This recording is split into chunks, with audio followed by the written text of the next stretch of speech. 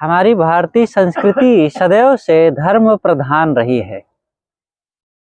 यहाँ पर अनेक प्रकार से लोगों ने साधना, शांति और धार्मिक क्रियाओं को श्रेय दिया है और इसी श्रेय के कारण हमारा जो देश है इस समय कुंभ मेले के नाम से उत्साहित है। चारों तरफ किसी भी प्रदेश की बात हो, जो लोग यहाँ आ नहीं सकते हैं वे अपने अपने घरों में समाचार पत्रों से अनेक प्रकार की खबरें लोगों के आने की और यहाँ पर अनेक संतों, महात्माओं, बाहर से आए हुए अनेक देशों से लोग जो आते हैं तीर्थयात्री, उन सब की चर्चाओं को सुन करके आपस में चर्चा का विषय बनाते हैं, उत्साहित होते हैं, खुश होते हैं, अनेक प्रकार से वैचारिक आदान प्रदान करते हैं। तो ये कुंभ मेला है। यहाँ पर हर 12 वर्ष में एक महाकुंभ लगता है, 6 वर्ष में अर्ध कुंभ लगता है और जब 12 कुंभ बीत जाते हैं तो उसको महाकुंभ, अब की बार को यही कहा जाता है, जो 144 वर्षों में आता है वही ये महाकुंभ है। और इस प्रकार से अनेक ये सब शब्दावलियां जोड़ करके लोग अनेक ढंग से उत्साह और ज्ञान विचार का इसी में कुछ आदान प्रदान करते हैं, संतों में आते जाते हैं, ठीक है।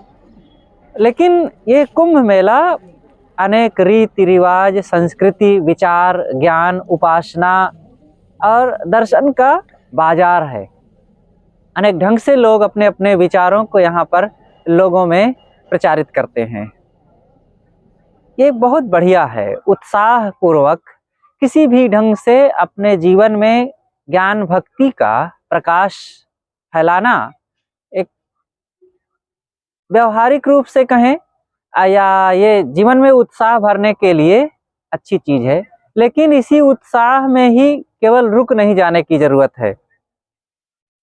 एक समय आने पर, कुंभ मेला आने पर बड़ी भक्ति भावना जग जाती है, कहीं स्नान करने के लिए तो कहीं उपवास रहने के लिए, कहीं दान करने के लिए, ये मन में होता है। अच्छा है, कम से कम इसी बहाने ही सही कुछ होता है, लेकिन इतने से काम नहीं बनेगा, और ज्यादा हमारे मन में हो। हमारा धर्म, हमारा ज्ञान, हमारा सदाचार देश काल निरपेक्ष होना चाहिए। किसी विशेष परिस्थिति में हम दानी बन जाएं, विशेष परिस्थिति में धार्मिक बन जाएं, विशेष परिस्थिति में सदाचारी बन जाएं, तो अधूरा है हमारा ये व्रत, हमारा ये नियम अधूरा है। देश काल निरपेक्ष हो और इस निरपेक्षता से ही हमारे जीवन में उसका पूरा लाभ होगा। सदगुरु कबीर कहते हैं, भक्ति भाव भादो नदी सबे चली गहराए, सरिता सोई सराहिए जो जेठ मास ठहराए। भादो महीने में तो छोटी छोटी नदियां भी गहरा करके बहने लगती हैं।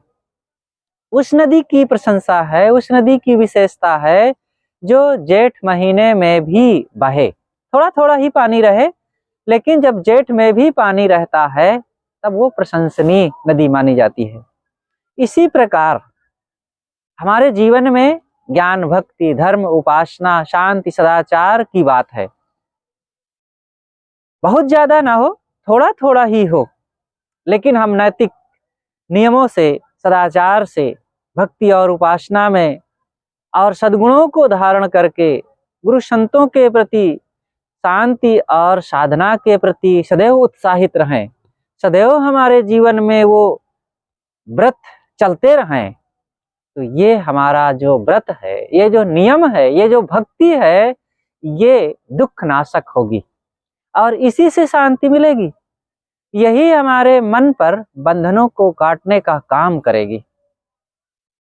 तो किसी कारणवश उत्साहित हो जाएं, इसकी भी जरूरत है। किसी विशेष परिस्थिति में, विशेष समय में, विशेष महापुरुषों के सानिध्य और संगत पाकर के और ज्यादा हम पावर चार्जिंग कर लें अपनी और उसमें जोरों से लगें। लेकिन अगर वो साधन ना मिले, वो कारण ना बने, तो क्या हमारा सदाचार समाप्त हो जाए? क्या हम फिर उन्हीं दोष दुर्गुणों में, दुर्व्यसनों में और मन के तमाम कुटेवों में फंस जाएं? क्या यही हमारा नियम है? क्या इसी से शांति मिलेगी? क्या हमारे परमार्थ और अध्यात्म की परिपुष्टि इन्हीं विचारों से होगी? नहीं। वही पहले ही जो मैंने चर्चा किया कि हमारा धर्म, हमारा ज्ञान, हमारा नियम देश काल निरपेक्ष हो, सदैव के लिए हो, तो ये जो है हमारे लिए अत्यंत कल्याणकारी होगा। और इस कुंभ मेले के अवसर पर हम आकर के संतों में ज्ञान विचार की सघन रूप से सीख को ग्रहण करें, उन विचारों को ग्रहण करें, क्योंकि ये एक साधन है। ऐसे समय में अनेक महापुरुषों के दर्शन होते हैं और अनेक जगहों में हम अनेक लोगों के रहन सहन, रीति रिवाज, नियम, यहाँ पर बहुत अच्छे अच्छे वैरागवान, बोधवान, विवेकवान, साधना संपन्न संत भी हैं और उनके विचारों को सुन करके, उनके सानिध्य में बैठ करके और उनसे जुड़ करके, उनसे मिल करके बड़ा लाभ होता है। लेकिन ऐसे लोगों की भी कमी नहीं है जो केवल अपनी देह को, अपने चीजों को, अपनी कलाओं को प्रदर्शित कर रहे हैं। लोगों में बताना चाहते हैं कि हम इतनी बड़ी तपस्या कर रहे हैं और इस तपस्या के नाम पर उनकी इच्छाओं, कामनाओं को पोषने की भावना होती है और ये सबसे कोई लाभ नहीं है। ये दिखावा है। हाट बाजारे लावे तारी, जैसे कच्चा सिद्धि माया प्यारी। सदगुरु कबीर ने कहा है, हाट बाजारे लावे तारी, कच्चा सिद्धि माया प्यारी। ये हाट बाजार में जाकर के कोई भीड़ में उल्टे पैर खड़ा हो जाए, सिर नीचे करके पैर ऊपर करके कांटों पर सो जाए या और भी कुछ दिखावा करे, तो ये सब माया का प्रेम है और शांति का प्रेमी नहीं होता, वो भगवान का प्रेमी नहीं होता, कल्याण का प्रेमी नहीं होता, वो दिखाने की भावना होती है। तो ये ठीक है, तो विषय ही अलग हुआ। लेकिन जहाँ कल्याण और शांति की बात होती है वहाँ स्थिरता होती है और वहाँ पर निरंतरता होती है, वहाँ आत्मशोधन की बात होती है और वहीं पर सच्चा ज्ञान, सच्चा बोध, सच्चा वैराग्य और सच्ची भक्ति होती है। और ये सच्चे संतों से, गुरुजनों से जुड़ करके ही संभव है। इसलिए हम सबको इस उपासना और इस साधना को केंद्र बिंदु बना करके इसके अनुसार जब जीवन को हम गढ़ते हैं, तब जीवन हमारा खुशहाल होता है और हमारे जीवन में परमार्थ की मजबूती बढ़ती है। इसलिए यह काम करना चाहिए। आइए हम संतों के द्वारा बहुत ही मार्मिक विचार श्रवण करते हैं। साधना परायण संत, जिससे जीवन में बदलाव आता है, जिससे कर्मों में सुधार होता है, जिससे इंद्रियों को स्वश करने में बल मिलता है, उन सारे विचारों से ही हमारे जीवन में आध्यात्मिक उन्नति होती है। तो आइए पूज्य संतों के हम विचार श्रवण करें। अपनी बातें मैं यहीं पर समाप्त करता हूँ। साहे बंदगी साहे। आज के हमारे सत्संग कार्यक्रम में सबसे पहले कटनी से आए हुए प्रसिद्ध भजन कलाकार चंदूलाल कबीर पंथी जी से भजन श्रवण करें, फिर संतों के विचार। कबीर मन निर्मल भया जैसे गंगा नीर, तो पीछे पीछे हरि फिरे, पीछे पीछे पीछे पीछे पीछे पीछे हरि फिरे, कहत कबीर कबीर। ऐसा लगता है हरि पीछे घूम रहे हैं। रुको कबीर, मैं आ रहा हूं, मुझे भी साथ ले लो। संतोष सहज समाधि भली है,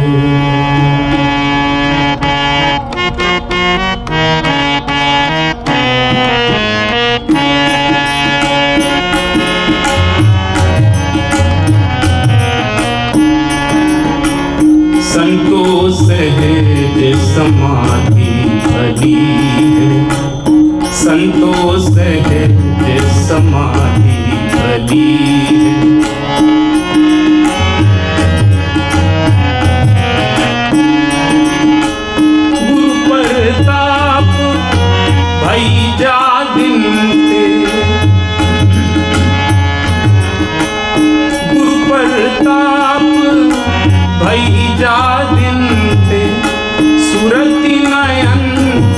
चली है।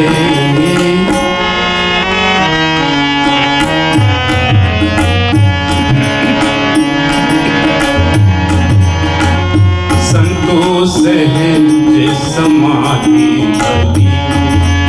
सहज समाधि का मतलब बहुत सहज हो जाइए, यानी अपन सहज नहीं है तो कैसे।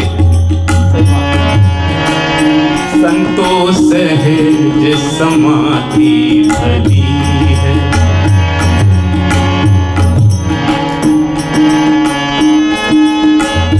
गुरु प्रताप भई जा दिन ते, गुरु प्रताप भई जा दिन ते, सुरति नयंत चली है।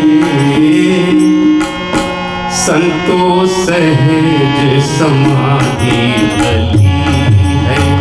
संतोष सहज समाधि भली है।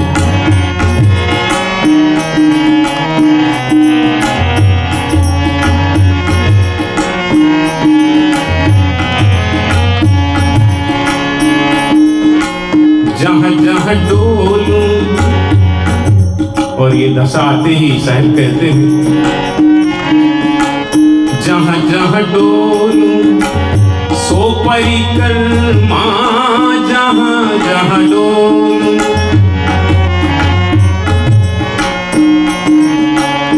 जहाँ जहाँ डोलूं सो परिक्रमा, जो कुछ करूं सो पूजा पूजा, जो कुछ करूं सो पूजा। मैं जो भी करता हूं सब कुछ पूजा बन जाता है, इससे अन्यथा कुछ करता ही नहीं।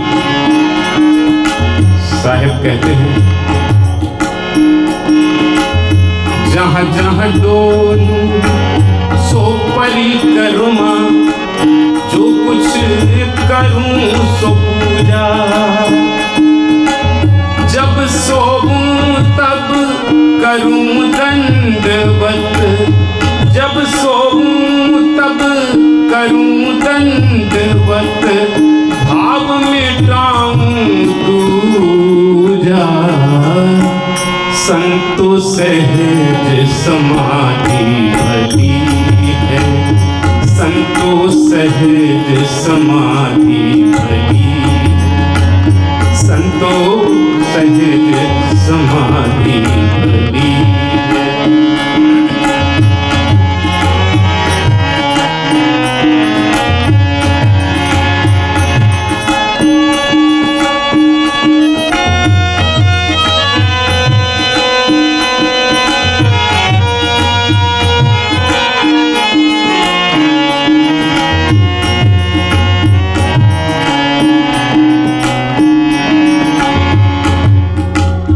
आँख न मूंदूं,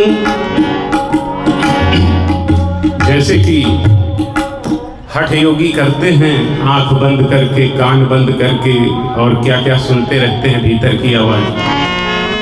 साहिब कहते हैं, आँख न मूंदूं कान न रूंधूं, आँख न मूंदूं कान न रूंधूं, काया कष्ट न धारूं, काया कष्ट न धारूं। खड़ेश्वरी महाराज, अभी कुंभ मेले में बहुत सारे प्रदर्शन होंगे, ऐसा कुछ नहीं। आँख न मूंदूं कान न रूंधूं, काया कष्ट न धारूं। और इसके बावजूद साहिब कहते हैं, जिस हरि की तुम्हें तलाश है दर बदर भटकते हो। खुले नयन हंसी हंसी पहचानूं, खुले नयन हंसी हंसी पहचानूं, सुंदर रूप निहारूं। संतोष सहज समाधि भली है। संतोष सहज समाधि भली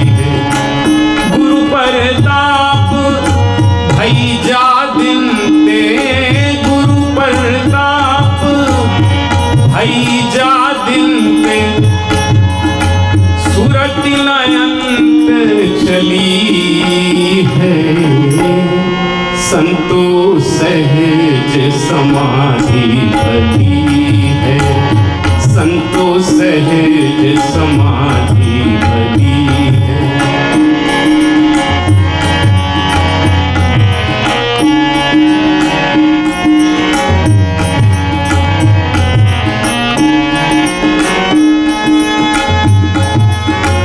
शब्द निरंतर, शब्द निरंतर निरंतर। कबीर साहब के बीजक में जो पद आते हैं, भजन आते हैं, उनका नाम शब्द है। ये शब्द क्या है? एक ऐसी बात, एक ऐसा सत्य जो बोला जाता है, जो सदा स्मरण में रहता है। ऐसी संवेदना, ऐसा भाव।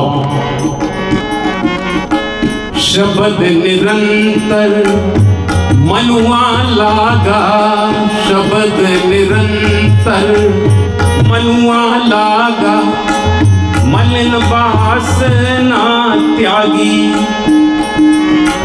मलिन वासना त्यागी। उठत बैठत कबहु न छूटे,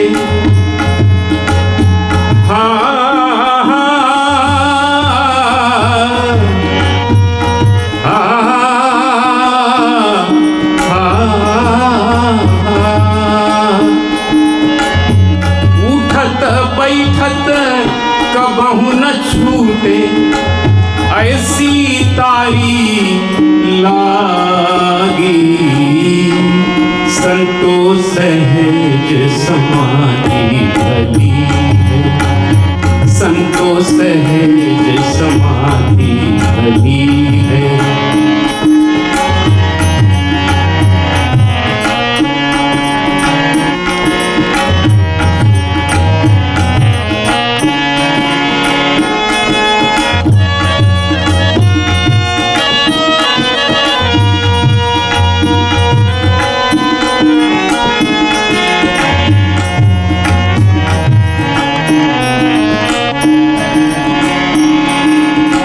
कहे कबीर सहज ये रहनी, कहे कबीर सहज ये रहनी, कहे कबीर सरल ये रहनी,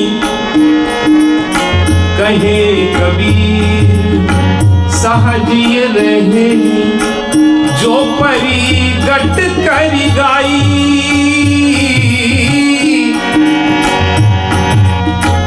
जो परिगट करी गाई,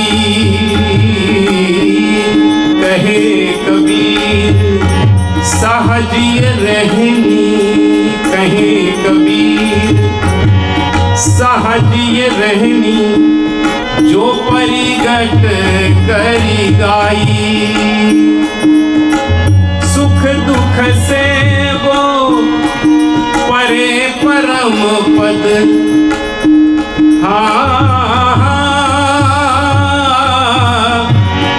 परम पद, परम पद। सुख दुख से वो परे परम पद, सो पद है सुखदाई, संतो सहज समाधि भली है, संतो सहज समाधि भली है। गुरु परताप भई जा दिन ते, गुरु परताप, गुरु परताप भई जा दिन ते।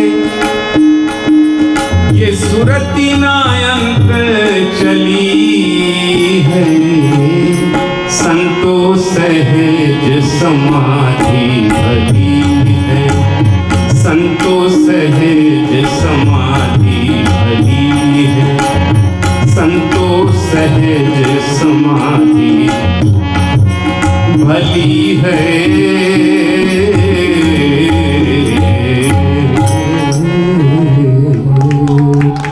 साहेब, बंदगी साहेब, बंदगी साहेब।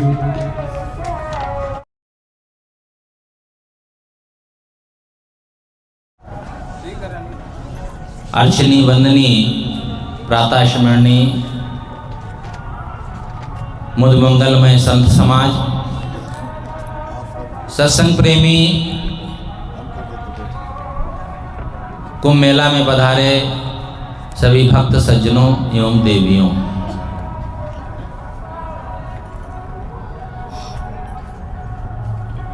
इसे कुंभ मेला कहा जाता है। मेला का मतलब जहां मेल हो, आपस में मेल जोल जब होता है वही मेला है। और मेला केवल भीड़ का ही नाम नहीं है, आपस में विचारों का भी मेल होना चाहिए। आप लोग सब जानते हैं यहाँ पर गंगा है और दूसरी तरफ से जमुना आती है,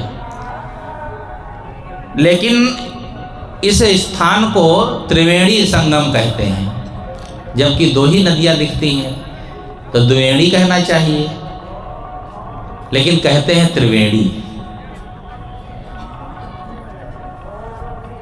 हम लोग ये कहा करते हैं कि तीसरी जो सरस्वती नदी है वह कहीं नदी नहीं है, बल्कि संतों का सत्संग ही सरस्वती है। सरस्वती ज्ञान का प्रतीक भी माना जाता है। मैंने एक दिन YouTube में देखा तो एक महात्मा जी से एक पत्रकार पूछ रहे थे कि महाराज ये गंगा जमुना तो दिखती है, त्रिवेणी तो है नहीं, आप लोग कहते वो गुप्त है, तो कहाँ पर गुप्त है? तो कहा अरे नहीं, कोई गुप्त नहीं है, ये संतों का सत्संग ही त्रिवेणी है। इसमें जो नहा लेता है उसका जीवन पवित्र हो जाता है, उसका मन पवित्र हो जाता है। मैंने कहा बात सत्यता आखिर में सबको कहना पड़ता है, बात यही सही है। ज्ञान की गंगा में जो स्नान कर लेता है उसका पाप धुल जाता है।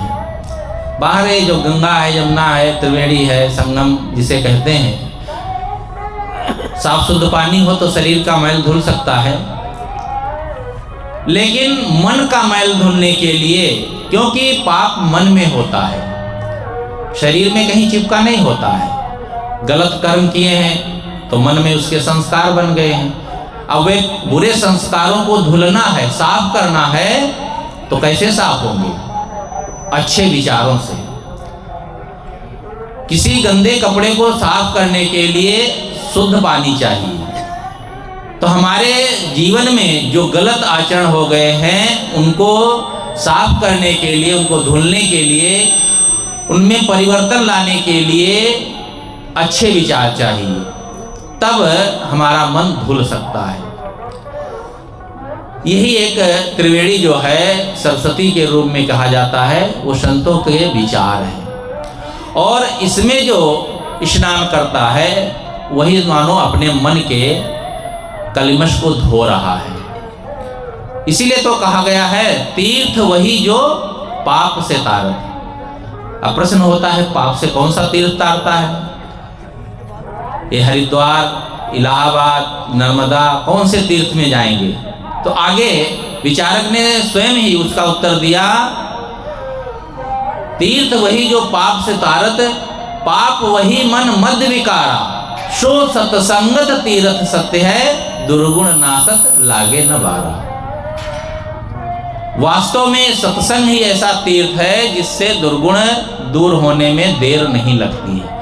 कितने भी दिनों के गंदे विचार हो, गंदा आचरण हो, रहन सहन खान पान खराब हो, लेकिन यदि सत्संग रूपी जल से ठीक से स्नान कर लिया जाए, उस ज्ञान गंगा में नहा लिया जाए, तो निश्चित है वे सारे दोष, सारे दुर्गुण अपने आप नष्ट हो जाएंगे। इसलिए यह तीर्थ असली तीर्थ है और इसी तीर्थ में स्नान करके मुक्ति पा सकते हैं।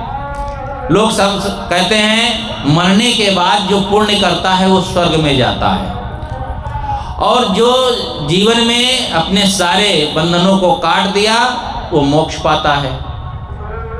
अब स्वर्ग कहाँ है ये किसी ने आकर के आज तक बताया नहीं, और मोक्ष किसका हुआ ये भी किसी को ज्ञात नहीं है। तो ये बातें हम कैसे समझें कि ये बातें जो कही जाती है वो सत्य हैं? वास्तव में जीवन में ही स्वर्ग मिलता है। सद्गुरु अभिलाष साहब जी का एक सूत्र है, प्रेम में ही स्वर्ग है और अनासक्ति में ही मोक्ष है। इस सूत्र में दोनों बातें आ जाती हैं, व्यवहारिक और आध्यात्मिक। यदि हमारा जीवन प्रेममय है, हम जिन लोगों के बीच रहते हैं, परिवार में, समाज में प्रेम का वातावरण है हमारा, तो समझ लो हम स्वर्ग में जी रहे हैं। और यदि हमारा मन अनासक्त हो गया पूर्णतया, तो वही मोक्ष की दशा है। स्वर्ग कहीं आकाश पाताल में नहीं है। स्वर्ग का कोई लोगों को समझाने का एक तरीका है, साधारण लोगों को तो बता दिया जाता है। स्वर्ग का लोभ दिया जाता है या भय दिया जाता है कि किसी तरह से अच्छे कर्मों में लगें, लेकिन इसके बारे में ठीक से समझना होगा। किसी ने कहा है कि सुमति रहे परिवार में ताघर स्वर्ग समान, संत सेव गुरु भक्ति कर लेवे मोक्ष महान। स्वर्ग रहे परिवार में, जिस परिवार में, समाज में, जहां भी हम रहते हैं, संतों का भी एक परिवार ही है, समाज कहा जाता है। स्वर्ग रहे परिवार में ताघर स्वर्ग समान, सुमति रहे परिवार में। सुमति यदि होती है तो परिवार में सुमति का मतलब है मनुष्यों के बीच में जो मनुष्य हैं उन मनुष्यों की बुद्धि सुबुद्धि हो, जिसे सुमति कहते हैं, अच्छी बुद्धि। यदि अच्छी बुद्धि के लोग हैं तो वह मानो परिवार, वह घर, वह समाज स्वर्गीय है, स्वर्ग में जी रहा है। मरने के बाद जो स्वर्ग कहा जाता है ये तो औपचारिक लोग ढंग से कह देते हैं। कोई व्यक्ति जब शरीर छोड़ता है और उसकी श्रद्धांजलि यदि मनाई जाती है तो उसमें लोग, जाने वाले लोग सभी यही कहते हैं कि मैं भगवान से प्रार्थना करता हूँ कि इनकी जो शरीर छोड़ दिए हैं, कहते हैं उनके लिए कि मैं इनकी आत्मा को शांति प्रदान करें। मरने के बाद, शरीर छोड़ने के बाद किसी की आत्मा की वो शांति नहीं मिल सकती। जीवित जिंदा में ही जो उसने अच्छा बुरा किया है वही उसको फल मिलता है। हाँ, उसने जीवन में यदि शांति का काम किया है तो निश्चित है मरने के बाद उसे शांति मिलेगी, शांति वो रहेगा। लेकिन जीवन में यदि उसने वैसा नहीं किया है तो हजारों आदमी इसके लिए श्रद्धांजलि देते रहें, कहते रहें तो क्या फर्क पड़ता है?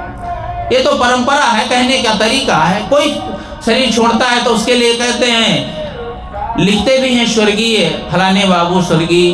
कोई आज तक नरकी नहीं लिखता है। यहाँ तक कि जीवन भर गलत काम किया हो फिर भी उसको स्वर्गीय ही लिखा जाता है। परंपरा ठीक ही है। अब वो मर गया, चला गया, अब उसका कर्म जाने, लेकिन यहाँ के जो लोग हैं वही शुभकामना करेंगे उसकी सदगति हो। लेकिन कब होगी यह अपने जीवन में उतारने की जरूरत है। अच्छी बुद्धि हो। इस सत्संग में और क्या सिखाया जाता, क्या बताया जाता है? कोई इसमें नई बात नहीं होती है। हमारे संत गुरुजन जो हैं केवल हमें सही ढंग से जीने का तरीका बताते हैं। हमारी बुद्धि जो बिगड़ गई है, हमारी बुद्धि ठीक नहीं है, उसको ठीक करने का तरीका बताते हैं। जीवन जीने का तरीका, जीवन कैसे जिए, जीवन में हमें कैसे रहना है कि लोगों के बीच में, अपने जीवन में ही लोगों के बीच में कैसे करना है वह बात अलग है। अपने जीवन में क्या करते हैं? श्रद्धेय श्री गुरुभट्ट साहब एक सूत्र कहा करते हैं कि हम वह नहीं होते हैं जो लोगों के बीच में हम दिखते हैं, हम वह होते हैं जो एकांत में हम करते हैं या रहते हैं। वास्तव में असली हम वही हैं। जब कोई न देखता हो, कोई ना हो, केवल हम अकेले हों, उस समय हमारा जीवन कैसा, हमारा व्यवहार कैसा, हमारी सोच कैसी, हमारी समझ कैसी, तो समझ लो हम वैसे ही हैं। और लोगों के बीच में तो सब भले दिखते हैं, और लोगों के बीच में कोई गलत से गलत आदमी हो वे उपद्रव नहीं करता है। तो अपने जीवन को हम यदि ऐसा बना लेते हैं तो समझ लो हमारी बुद्धि सही हो गई। और जिसकी बुद्धि सही है, जिसका जीवन ठीक है, वह तो स्वर्ग में जी ही रहा है। फिर बाहर का जो एक कर्मकांड होता है वो तो औपचारिक है, लेकिन लोगों को सद्मार्ग में लाने के लिए ये सब बातें बताई जाती हैं, समझाई जाती हैं, कही जाती हैं। तो सुमत रहे परिवार में ताघर स्वर्ग समान।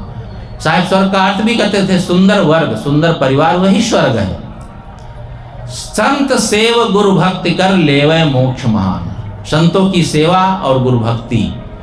अब आप लोग संतों से जुड़े हैं, इसीलिए सत्संग में आते हैं, और गुरु से जुड़े हैं, गुरु भक्ति करते हैं तो जीवन में सुधार होता है। ये संत सेवा गुरु भक्ति के द्वारा ही आदमी उन्नति कर सकता है। बाकी तो आप काम रुपया कमा सकते हैं, धन कमा सकते हैं, ऊंचे पद पर पहुंच जाएंगे। आप गुरु भक्ति करें न करें, संत सेवा करें, दान पुण्य न करें, तो भी बाहर का वैभव आपके पास हो सकता है, लेकिन जीवन की उन्नति, जीवन में जो शांति है, जीवन में जो सद्बुद्धि है, वह संतों के सानिध्य से ही आएगी, सद्गुरु की शरण में जाने से ही आएगी। तो संत सेव गुरु भक्ति कर लेवे मोक्ष महान। सबसे महान जीवन में क्या है? मोक्ष पाना, संसार से बंधनों से छूट जाना। हमें दिखता नहीं है कि हम कैसे बंधे हैं, कहाँ बंधे हैं, लेकिन सबका मन कहीं ना कहीं बंधा रहता है। बिन रसरी गर सकलो बंधा। ये बिना रस्सी के सभी का गला बंधा हुआ है। लो जंजीर न रसरी बंधन, बड़े बड़े सुभट सुखाएं पछरवा हो। ये विशाल देव की वाणी है। लेकिन ये सब दिखता कौन दिखाने वाला है, कौन बताने वाला है, कौन हमें समझाएगा? वह सब समझाने वाले हमारे बीच में संत गुरुजन विराजमान हैं। मैं अपनी बात और अधिक नहीं बढ़ाऊंगा, हमारे बीच में गुरुजन विराजमान हो चुके हैं, इसलिए मैं अपनी बात यही समाप्त करता हूँ। बोलिए सद्गुरु देव की जय। श्रद्धेय संत श्री कृपा शरण साहिब जी से। पूज्य श्री साहिब जी बहुत ज़्यादा व्यस्त होते हैं। इस कुंभ मेला 2025 में आज पहली बार आपके विचार सुनने को मिलेंगे। मंगलमय मंगल करन मंगल रूप कबीर, ध्यान धरत नाशत सकल कर्म जनित अग पीर। अजर अमर त्रय काल सत जो अनंत चेतन, निज अनुभव से जान जात जो शांत तेज गन। निर्विकार निर्द्वंद सदा सर्वोपरि सोई, तेहि पद दर्शक दिव्य रहनयुत बोधक जो। ऐसे मुक्त स्वरूप जो श्री गुरु अर के चरण चित, शीश झुकावत दासे जन्म मरण भय हरन हित। बोलिए सद्गुरु देव की जय। मंचासीन संत गुरुजन, मुद मंगलमय संत समाज, आदरणीय धर्म प्रेमी बंधुओं एवं माताओं, अभी हम लोग संतों के द्वारा बहुत सुंदर विचार श्रवण कर रहे थे। मेरे लिए निर्देश हुआ है थोड़ी चर्चा आपके बीच प्रस्तुत है। सतगुरु कबीर साहब की एक पंक्ति है, रहो संभारे राम विचारे। कहता होजे पुकारे हो। सदगुरु कबीर पुकार करके वे कहते हैं, पुकार होती है सभा में, पुकार होती है लोगों के बीच में। कबीर साहब चौराहे में कहने वाले, भीड़ में कहने वाले, और वे निर्भय पुरुष थे। उन्हें तो किसी बात की भय भी नहीं थी। साहब कहते हैं, राहु संभारे, संभालना। हम परिवार को संभालते हैं, जहाँ है जिनकी जो जिम्मेवारी वहाँ संभाला ही जाता है। लेकिन उद्देश्य नहीं है। एक होती है मजबूरी, दूसरी होती है जिम्मेवारी, तीसरा है उद्देश्य। मजबूरी, शरीर है तो शरीर यात्रा में भोजन, कपड़ा, आवास की जरूरत है, ये सबको मजबूरी है। तीन खानी के जितने प्राणी हैं मनुष्य के अलावा, उन्हें भी अन्नहार, जहाँ जिनको जिस खानी के भोजन वो करते ही है। ये सबको मजबूरी है।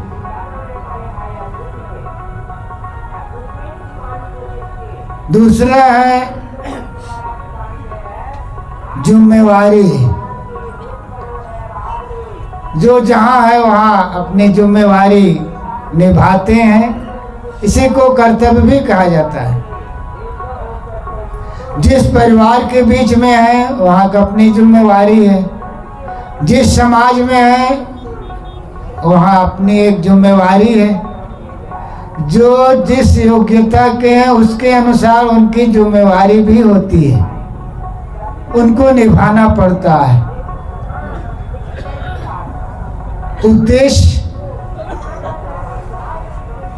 उद्देश्य है कल्याण है।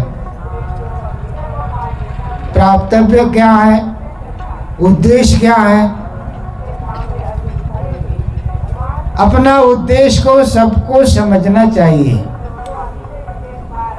मनुष्य मात्र ही नहीं, प्राणी मात्र का उद्देश्य है। अगर एक शब्दों में उसको हम कहें, दुखों से आत्यंतिक निवृत्ति।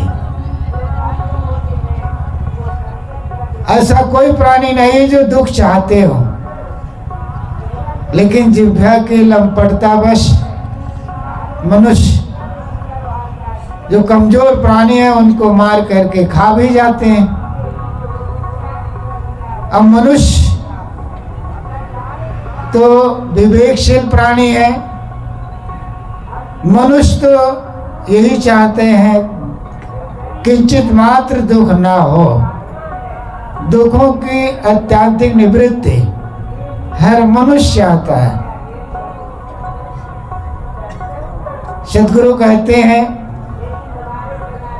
उद्देश्य, हर साधक का उद्देश्य है कल्याण है, मोक्ष है, निर्वाण है, शांति है, सुख है।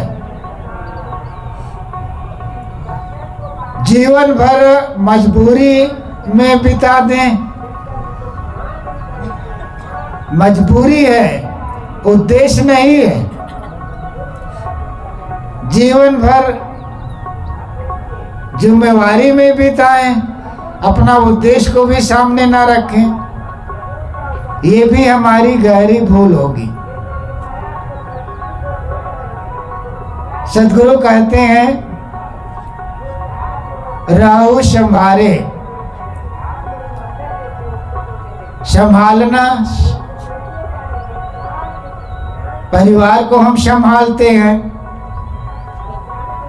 पहली बात तो यह है कि आदमी अपना शरीर को संभालता है। जिस शरीर को हम संभालते हैं क्या वह स्थिर रह सकता है? अवस्था बदलेगी।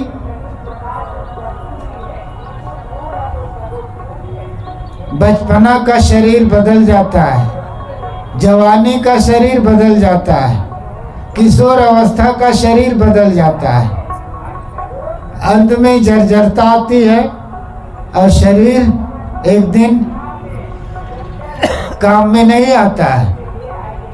इसीलिए किसी ने बढ़िया कहा है, 10 में दौड़ा, 20 में बावला, 30 में तीखा, 40 में फीका, 50 में पाका, 60 में थाका, 70 में बिस्तर, 80 में लस्सी, 90 में डिब्बे, 100 में शव। अंत में 100 में शव हो जाता है शरीर। जिस शरीर को हम संवारते हैं, संभालते हैं, लेकिन आज तक किसी ने इसको स्थिर बना नहीं रखा है। ये तो निश्चित है जिस घर में रहें, जिस शरीर में है उसको तो सुरक्षित रखना पड़ेगा, लेकिन हम शरीर को हम अमर बनाए रखें ये नहीं हो सकता है। यहाँ साहब यही कहना चाहते हैं, जिस शरीर को संभालने में जीवन बिता रहे हो, क्या शरीर स्थिर रह सकता है? ये तो बदलेगा। जिस परिवार को हम संभालने में लगे हैं, जिस समाज को हम व्यवस्थित बनाने में लगे हैं, परिवार को भी किसी ने सही ढंग से संभाल मिलता है, और न समाज को न देश को।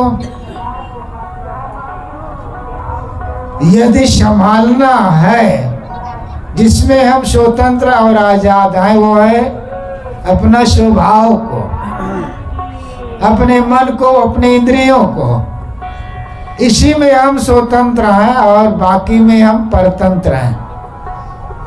आदमी अपना स्वभाव को नहीं समझता है और सुधारता नहीं। आदमी अगर अपना स्वभाव को समझ जाए तो आदमी सुखी हो जाए। गुरुदेव जी का सूत्र है, आदमी अभाव से दुखी नहीं है, आदमी स्वभाव से दुखी है। आदमी के पास सारी संपन्नता है, लेकिन अंदर अंदर विपन्नता। बाहर संपन्नता, भीतर विपन्नता। बाहर सोना सोना, भीतर सोना सोना। बाहर चकाचक, भीतर खाली। आदमी के पास संपन्नता तो है, लेकिन अंदर अंदर विपन्नता। बाहर संपन्नता, भीतर विपन्नता। ये क्यों है? स्वभाव के नाते। स्वभाव को आदमी समझ जाए और सुधार ले तो आदमी सुखी और संतुष्ट हो जाए। आदमी अपनी इच्छा को संभाल ले, अपनी कामनाओं को संभाल ले, लोभ को संभाल ले, मोह को संभाल ले, अहंकार को संभाल ले। अगर इसको संभाल ले तो कल्याण ही है। बाहर को संभालने में हम पूरी शक्ति लगाते हैं, लेकिन अपने आप को संभालने में, अपने मन को संभालने में, अपने इंद्रियों को संभालने में, अपने स्वभाव को संभालने में आदमी अपनी शक्ति नहीं लगा पाता है। सहज जी रहा है बस। संत गुरु की शरण में आने से ये समझ हमें मिलती है। अब आदमी अपना स्वभाव को समझ करके, साधक स्वभाव को समझ करके वो सुधार सकता है। साहब कहते हैं, रहो संभारे, अपने मन को संभालो, अपने इंद्रियों को संभालो। अपनी इच्छाओं कामनाओं को संभालो। और यही तो भजन है। साहब आगे कहते हैं राम विचारे। साधक जब अपने मन को इंद्रियों को संभालता है, स्थिरता तभी मिलती है।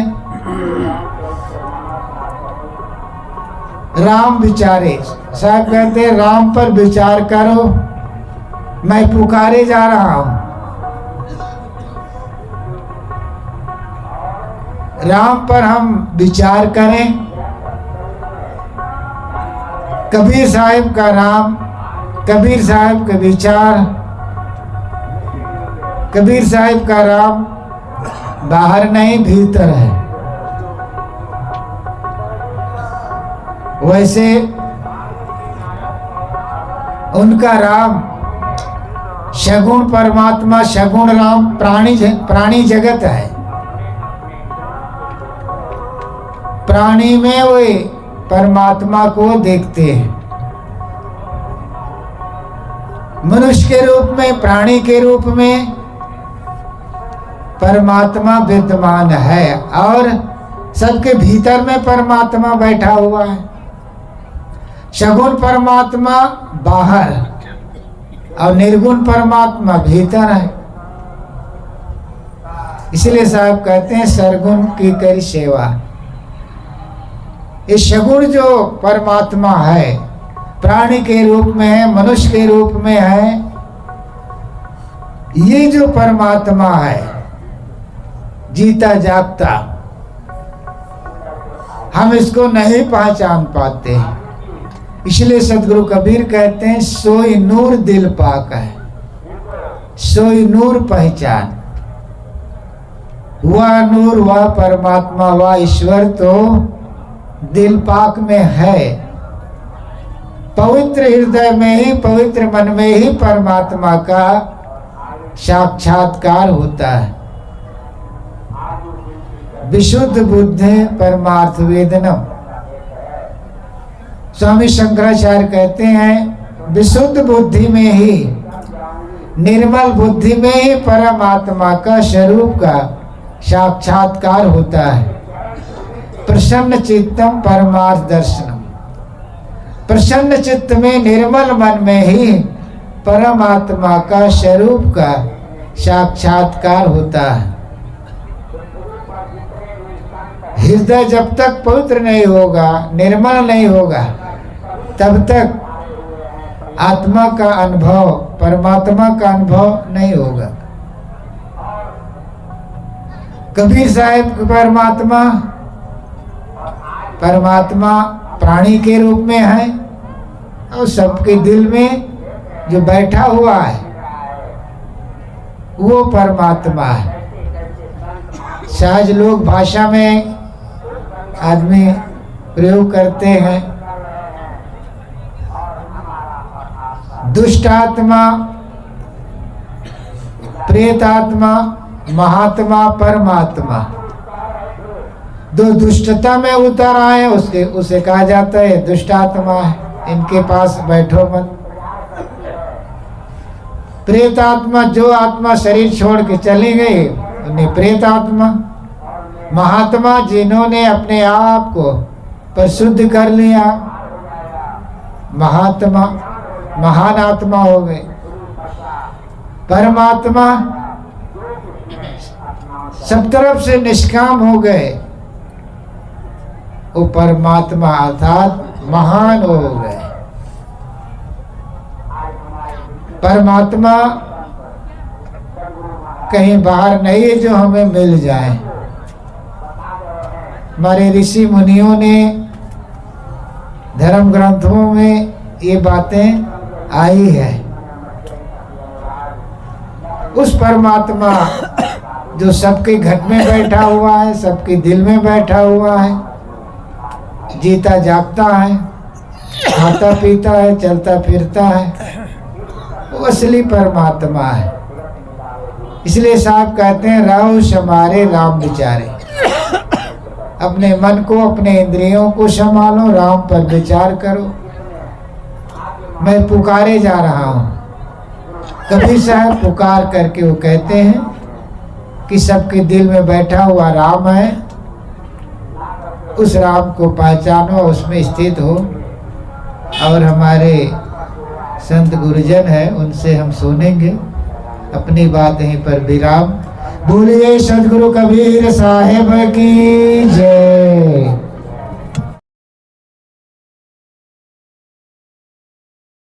कोई भी मंत्र हो, आप दोहराते जाइए तो सब एक ही ढंग है और कुछ नहीं है। जैसे कोई राम राम राम राम कहे, चाहे कोई आम आम आम आम कहे, उतना ही लाभ होगा, है ना? उतना ही लाभ होगा, क्योंकि ये जो दोहराने से मन बार बार किसी शब्द को दोहरा रहा है तो वो क्या हो रहा है, और चीज़ों से उसका मन केवल दोहराने में लग गया है। तो उस समय मन की जो चंचलता थी अन्य विषयों को लेकर के, अन्य बातों को लेकर के, अन्य घटनाओं को लेकर के, वहाँ से हट करके मन शब्द किसी पवित्र नाम, अब गुरुदेव जी कहा करते थे, कोई अशुद्ध का आलंबन करे, अब पवित्र को आलंबन बनाए साधना में, तो फिर अशुद्धता बढ़ती चली जाएगी। लेकिन पवित्रता का आलंबन बनाए, शुभ नाम का आलंबन बने, तो उसका अपना महत्व है। तो असली चीज़ क्या है भजन में? हमारे यहाँ ये पंक्ति बहुत प्रसिद्ध है, मन की तरंग मार लो बस हो गया भजन, आदत बुरी सुधार लो बस हो गया भजन। ये मन की तरंगों को मार लेना, तरंग मतलब लहर, और मन की तरंग का मतलब हमारे विचार विभिन्न विषयों में वह जाता है, क्योंकि मन को भागने का तो वही एक पथ है, मन के लिए पथ रास्ता। जैसे कि गाड़ी मोटर, जैसे बस है या ट्रक है, कार है, वो कहाँ चलेगी? इसी रोड पर चलेगी। अच्छा, ट्रेन कहाँ चलेगी? ट्रेन चलेगी रेल पर, पटरी पर चलेगी। पानी जहाज पानी पर, हवाई जहाज हवा पर। अच्छा, मन कहाँ चलेगा? अब मैं ही पूछ रहा हूँ, समझ रहे हैं ना मैं क्या कहना चाहता हूँ? सबका आधार होता है, तो मन भागता है, ऐसा कहते हैं ना, मन भागता है, मन चलता है, तो उसका आधार क्या है? उसका है विषय, विषय पथ है। और विषय का मतलब है पदार्थ, प्राणी पदार्थ, और वो चलने का मतलब उसकी याद आना, स्मरण। और इस थोड़े में कहा जाए तो वो स्मृति और कल्पना, अतीत का स्मरण और भविष्य की कल्पना, बस यही एक रास्ता है उसके लिए। यही चाहे रास्ता दो कह लो, बात वही है कि आप उसको याद करते हैं। यहाँ बैठ करके भी आप घर की याद कर लेते हैं, परिवार की याद कर लेते हैं, मित्रों की याद कर लेते हैं, वाणिज्य व्यापार की याद कर लेते हैं। कोई हॉस्पिटल में काम करता है तो हॉस्पिटल की याद कर लेता है, कोई स्कूल में जाता है तो स्कूल की याद कर लेता है। बैठा यहाँ है, मन चला गया, मन चला गया मतलब उसकी याद आ गई, बस ये है। अब क्या कह रहे हैं? भजन का मतलब है तरंगों को मार देना। इसका मतलब ये हुआ कि जब आपकी ये विचार, ये तरंगे न चले, तब सानो भजन हो गया। तब ये होगा कि बड़ा कठिन मामला है कि याद आए ही ना, कल्पना करे ही ना। अच्छा, तो शुरू कैसे करें? तब कहते हैं आदत बुरी सुधार लो। ये सिद्धांत अंतिम है, लेकिन व्यवहार के रूप में शुरुआत करने के लिए कैसे करना है? तो कम से कम बुरी आदतों को जब सुधारने लगते हो तो कम से कम वो जो गलत तरफ जा रहा है ना, बुरी आदतों के लिए जो चित्त भटक रहा है, उसे थमेगा। तो ये भजन है, और यही तो संभालना है अपने आप को, यही तो संभालना है। ये भजन अलग है, संभालना अपने आप को अलग है, ऐसा कुछ नहीं है। अपने को संभालने का मतलब है अपनी इंद्रियों को संभालना, अपने मन को संभालना, यही अपने आप को संभालना है। मन इंद्रियों को जिसने संभाला, समझ लो अपने आप को संभाला, बस। और बहुत सारी बातें हैं संभालने के लिए। आप अपने समय को संभाल लेते हैं, अपने धन को संभाल लेते हैं। देखिए बहुत सारी बातें हैं, ये विस्तार की अभी ज़रूरत नहीं है। अब पूज्य साहेब जी के विचार जो सुन रहे थे श्रद्धेय संत श्री परीक्षा साहेब कृपा शरण साहेब जी के, कि वही कि रहो संहारे राम विचारे, अपने आप को संभालो, ये कबीर साहब की पंक्ति है। और राम का विचार करो। तो संभालो का मतलब आप ये पूरा पैकेज है संभालने का मतलब, जीवन के पूरा पैकेज को संभालना है। किसी एक चीज़ को संभालेंगे तो काम नहीं बनेगा। लेकिन साहब ने कहा यदि मन को संभाल लेते माने सब संभल जाता है। ये भी सच है, ये भी सच है। तो हम अपने को संभालें, मतलब हम राम का भजन कर रहे हैं। तो पूज्य श्री साहेब जी विराजमान हैं, आपके विचार हम सबको सुनना है।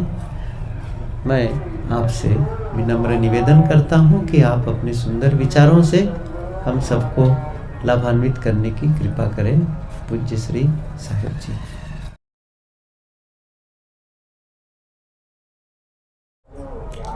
मुझ मंगल में संत समाज, धर्मानुरागी सज्जनों, श्रद्धा मूर्ति देवियों, कल मैंने सदगुरु कबीर का एक पद कहा था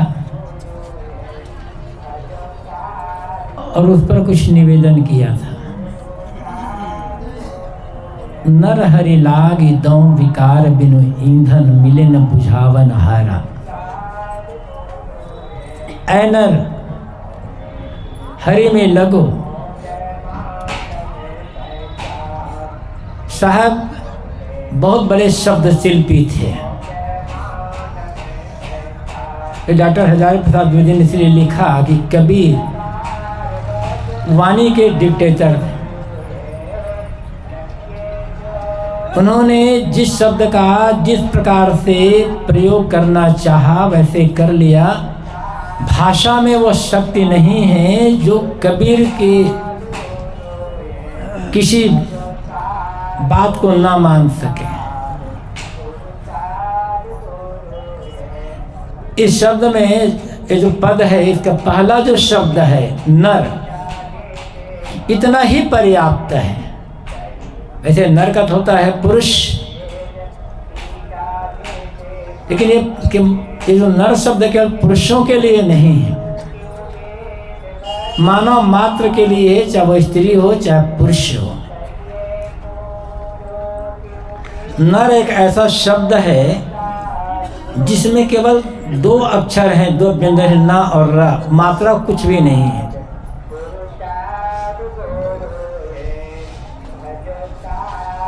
इस नर का अर्थ क्या होता है?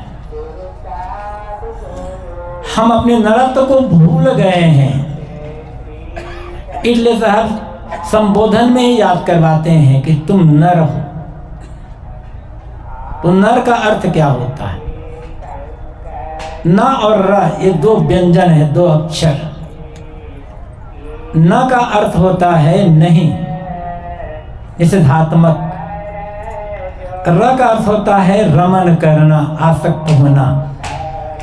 जिसका मन दुनिया की बड़ी सी बड़ी उपलब्धि को देख करके भी लुब्ध नहीं होता, जिसके मन में लोभ लालच नहीं आता, वो सब नर है, चाहे स्त्री हो या पुरुष। अब सोचे भला इसमें कितनी बड़ी एक साधना समाई हुई है। हम कुछ भी देखते हैं, किसी का रूप देखते हैं लुभा जाते हैं, किसी की जवानी देखे लुभा गए, किसी की प्रतिष्ठा देखे लुभा गए, किसी का स्वागत सत्कार देखे लुभा गए, किसी का धन देखे, किसी का मकान देखे, किसी कुछ और देखे लुभा गए। ये लुभाने का अर्थ होता है अपने आप को बेचना। लुभाने का अर्थ हो जाता है अपने आप को छोटा बना देना। जीवन में चीजों का उपयोग करना मजबूरी है। चीजों के उपयोग के बिना जीवन हमारा चल नहीं सकता है। लेकिन जो चीजें हमारे पास है उनके प्रति भी मन में लोभ ना हो, लालच ना हो, पकड़ ना हो।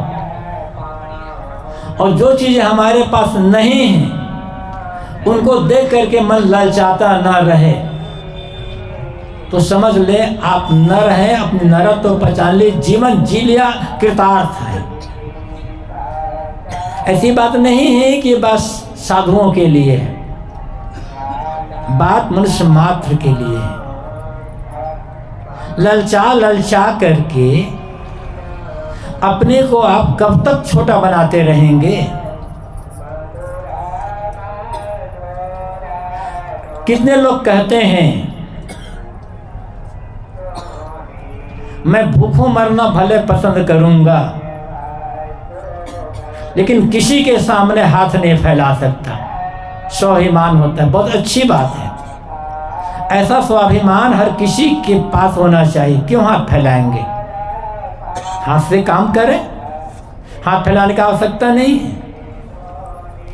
तो मैं भूखों मरना पसंद करूंगा, लेकिन किसी के सामने हाथ नहीं फैला सकता, अच्छी बात है।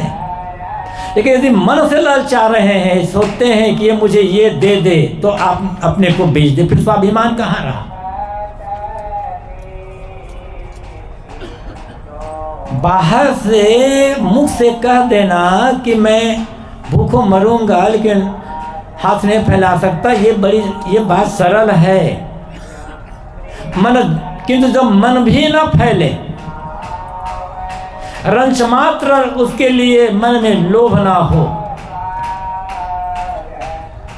लगे वो चीज है ही नहीं, तब अपनी असलियत का पता चलेगा। इसका मतलब है पूरी चेतना में जीना, पूरे होश हवास में जीना। हम होश हवास में, चेतना में कहाँ जीते हैं? हम तो बेहोशी में जीते हैं।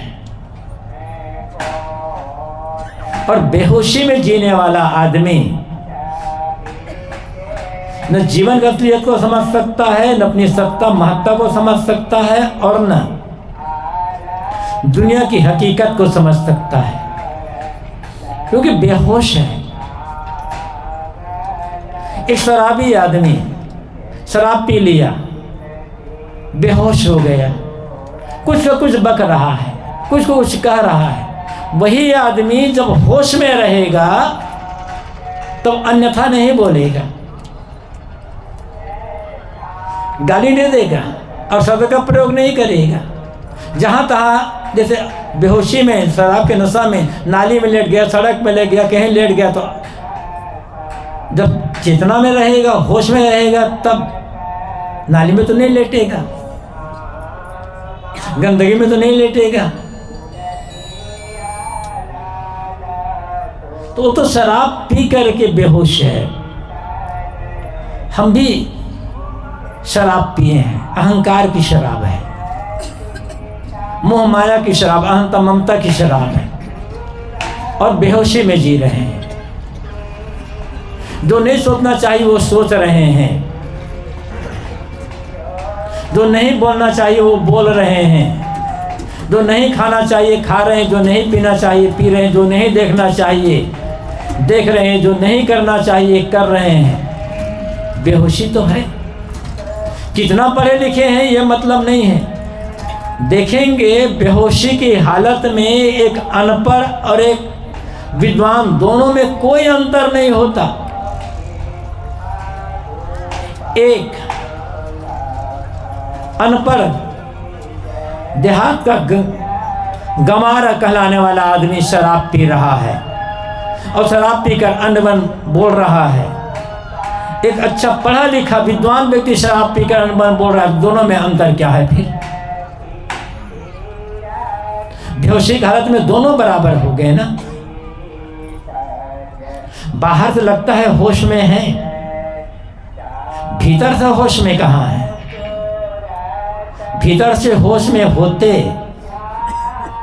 तो तनाव क्यों होता, मन में चिंता क्यों होती, भय क्यों होता? भीतर से होश में होते तो ईर्ष्या द्वेष का भाव मन में क्यों आता, वैमनस्य क्यों होता? भीतर से होश में होते तो दुखी क्यों होते? बाहर से होश में है लगता है, लेकिन भीतर से बेहोश है। और बेहोशी की हालत में क्या क्या कर जाएंगे कुछ पता नहीं चलता है। नर का मतलब क्या है? पूरे होश में जीने वाला आदमी। और जो होश में जिएगा वह लोगों से बात व्यवहार करेगा, काम धाम करेगा, चीजों का प्रयोग करेगा, लेकिन सबसे अपने मन को ऊपर उठा करके रखेगा। उसके मन में कोई पकड़ नहीं होगी, कोई पकड़ नहीं होगी। काम करना एक मजबूरी है। हमारे जीवन निर्वाह में और बहुत कुछ में समाज का बहुत बड़ा योगदान रहा है। जो भोजन हम खाते हैं, पता नहीं किस किसान के खेत में वो अन्न पैदा हुआ होगा, किन मजदूरों ने उन खेतों में काम किया होगा, किन मजदूरों के फसल की कटाई की होगी, दवाई की होगी, किन मजदूरों के माध्यम से दुकान तक वो आया, किस मिल में पिसाई हुई इस अनाज की, और किसके माध्यम हम तक आया, कितने रोटी बनाई। जो कपड़ा पहने हैं, कपास किस किसान के खेत में पैदा हुआ होगा, किन मजदूरों ने काम किया होगा, और किन मजदूरों ने कपास को चुना होगा, किसने रुई और बिनौल अलग किया होगा, किसने धागा बनाया होगा, किसने कपड़ा बुना होगा, और किन के माध्यम से आया। जो किताबें हमने पढ़ी है, पता नहीं किस लेखक ने लिखी, किस प्रेस में छपी, उस प्रेस में कौन कौन काम करते थे, फिर किसके माध्यम से, किस दुकान से वो किताब हमारे पास आई। जरा सोचो, चाहे किसी चीज को ले, किसी भी चीज को ले लें, असंख्य लोगों का सहयोग हमारे जीवन में है। ये माइक जिसे हम बोल रहे हैं, माइक हमने तो नहीं बनाया। जिस फैक्ट्री में माइक बना है, उस फैक्ट्री में कितने मजदूर काम करते होंगे। ये लोहा कहाँ बना होगा, वहाँ कितने काम करते होंगे। चाहे किसी को भी ले लो, एक छोटी सी भी सुई आप लेंगे तो पता चल जाएगा उस सुई के निर्माण में कितने हजारों लोगों का हाथ रहा होगा। तो हमारा भी कर्तव्य होता है कि हम कुछ करें, समाज को कुछ ऐसा दें जिससे समाज को सुख मिले, सुविधा मिले, आराम मिले, समाज को व्यवस्था आगे बढ़ाने में हम कुछ सहयोग कर सके। इसलिए सेवा करना, काम करना गलत नहीं है, आवश्यक है। सेवा से, कर्तव्य से जी चुराने वाला आदमी बेहोशी में जी रहा है। प्राप्त समय, शक्ति, योग्यता के अनुसार से भरपूर परिश्रम करने वाला आदमी एक प्रकार से होश में है। और जो सुविधाओं का उपयोग तो करता है, अच्छा भोजन अच्छा चाहिए, कपड़ा अच्छा चाहिए, सुविधा अच्छी चाहिए, लेकिन सेवा से डरता है, कर्तव्य से डरता है, काम से डरता है, सोचता है कि सेवा करेंगे, मेहनत लगी, शरीर थक जाएगा। वो बेहोश आदमी है, होश में नहीं जी रहा है। उससे बढ़िया होगा काम करें, लेकिन मन को ऊपर उठा करके। बिना काम के तो काम चलेगा नहीं। काम करना गलत नहीं है, गलत है गलत काम करना, और जो कर रहे हैं उसके परिणाम में बहुत चाहना रखना।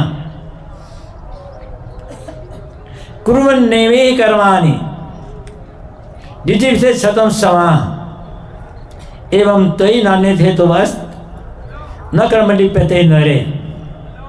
कुर्वन्नेवे कर्माणि, कर्म करने की इच्छा करते हुए, जिजिविषे शतं समाः, 100 साल तक जीने की इच्छा करो। मतलब वेदों में प्रायः 100 साल जीने की बात आती है।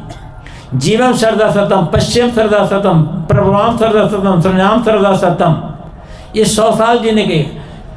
वेदों में प्रायः 1000 साल लाख जीने की बात नहीं आती है, अक्सर 100 साल और 100 से थोड़ा ज़्यादा की बात आती है। तो ऋषि कहते 100 साल जीने के मतलब पूरा जीवन कर्म करने की इच्छा करते हुए जीवन व्यतीत करो। मतलब पूरा जीवन कर्मशील रहो, गतिशील रहो, लेकिन याद रखना काम तो करना है, किंतु एवं त्वे नाने थे तो अति न क्रम लिपते नरे, तुम्हारे लिए इसके सिवा कोई दूसरा रास्ता नहीं है कि कर्मों में अपने आप को लिपायमान करो। तुम नर हो, यहाँ भी ये वेद का मंत्र है, यहाँ भी नर शब्द का प्रयोग किया गया है और कहा गया तुम नर हो, मतलब कहीं लिपायमान मत होना, कहीं डूबना मत, अपने कहीं डुबाना मत, अपने को ना डुबाना, ये होश में जीना है। अपने को डुबा देना बेहोशी में जीना है। और बेहोशी में जीने वाला आदमी यही उसे पता चलता मैं क्या कर रहा हूं, वो न अपने को जानता है न पराये को जानता है। बेहोशी में जीने वाला आदमी कर्तव्य की पहचान नहीं कर पाता है। होश में जीने वाला आदमी को पता चलता है कि मैं जो कर रहा हूं वो सही है या गलत है। तो साहब कहते हैं कि तुम न रहो,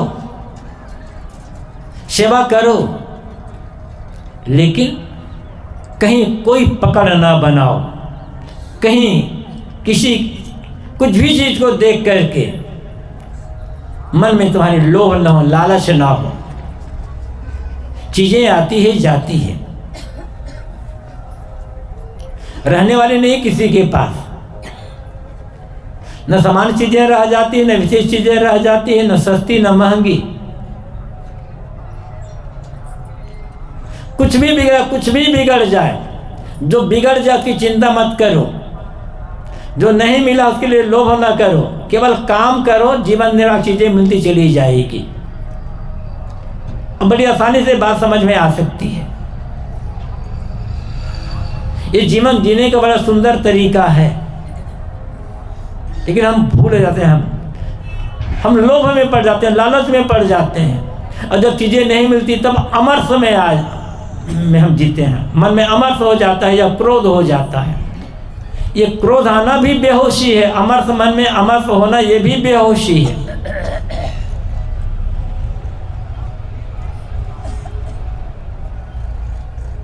और बेहोशी में जीते जीते हम दुनिया से विदा ले लेते हैं। कबीर साहब की वानियों में कई जगह सुरति शब्द का प्रयोग हुआ है, बहुत जगह साहब ने सुरति शब्द का प्रयोग किया है। इस सुरति शब्द का अर्थ क्या है, सुरति है क्या, उसके लिए बड़ी बड़ी व्याख्याएं की गई है। सुरति स्मृति है, मनोवृत्ति है, लेकिन सुरति का मतलब है अवेयरनेस, जागृति। हर समय मन का जागते रहना, किसी प्रकार का कोई मूर्छा मन में ना हो, किसी कुछ भी मूर्छा ना हो मन में। लोभ आया तो मन मूर्छित हो गया, क्रोध आया मूर्छित हो गया, काम की भावना आई मूर्छित हो गया, ईर्षा आई तो मन मूर्छित हो गया, द्वेष आया तो मूर्छित हो गया। पदे पदे हमारा मन मूर्छित होता रहता है। ये मूर्छा में मन का ना होना, ये सुरति में जीना है। इसलिए कहा कि ये होश में जीना है, पूर्ण जागृति की दशा होती है। साहब कहते हैं नर हरि लाग, ऐ नर। साहब यहाँ बता दिए हैं, साहब ने हमारी वास्तविकता बता दी यहाँ पर कि तुम हो क्या, किंतु भूल गए हो अपने आप को, तुम बेहोशी में हो। इसलिए बेहोशी में होने के कारण तुम कुछ समझ ही नहीं पा रहे हो कि दुख क्या है, सुख क्या, दुख का कारण क्या है, सुख का कारण क्या है, बंधन का कारण क्या है, मोक्ष का कारण क्या है, समझ नहीं पा रहे हो। काम करते हो छूटने के लिए, परिणाम होता है बंधना। काम कर रहे हैं सुख पाने के लिए, अनुभव हो रहा है निरंतर दुख का, क्योंकि हम बेहोशी में काम जी रहे हैं ना, मूर्छा में जी रहे हैं। कोई आदमी दुख पाने के लिए काम नहीं करता, अपने अपने ढंग से हर आदमी सुख पाने के लिए काम करता, दुख से बचने के लिए काम करता। निरंतर आदमी चाहता दुख से बचना, लेकिन परिणाम क्या होता है, दुख सामने रहता है, सुख तो का पता नहीं चलता। प्रयत्न है सुख पाने के लिए, अनुभव हो रहा है दुख का। क्यों? बेहोशी में काम कर रहे हैं ना, जागकर तो काम नहीं कर रहे हैं। यदि जाग करके काम करते तो निरंतर दुख घटता जाता, सुख बढ़ता चला जाता, और ऐसा करते करते दुख पूरा का पूरा घट जाएगा और केवल जीवन का सुख सुख सुख रह जाएगा, केवल प्रसन्नता रह जाएगी। किंतु प्रसन्नता तो गायब है, चिंता तनाव का निरंतर अनुभव हो रहा है। तो इसलिए तो आप कहते हैं तुम्हें हरि में लगना है। हरि वह है जो पूर्ण होशवास में जो जगा हुआ है। हरि के बहुत सारे अर्थ होते हैं, लेकिन जिस हरि का यहाँ प्रभु साहब ने किया है, हरि गुरु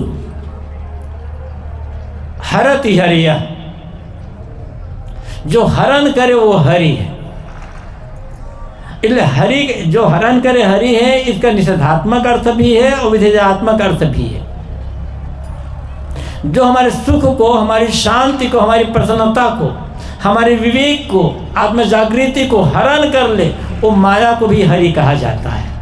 क्योंकि माया, जब जब मन में माया आती, माया मतलब मूर्छा, मूर्छा और माया अलग अलग नहीं है। जो हमें मूर्छित कर दे वही तो माया है ना, और जो मूर्छा को भगा दे वह विवेक है, ज्ञान है। तो हमारे सुख शांति प्रसन्नता आत्म जागृति को जो हर ले, उस माया को भी हरि कहा जाता है।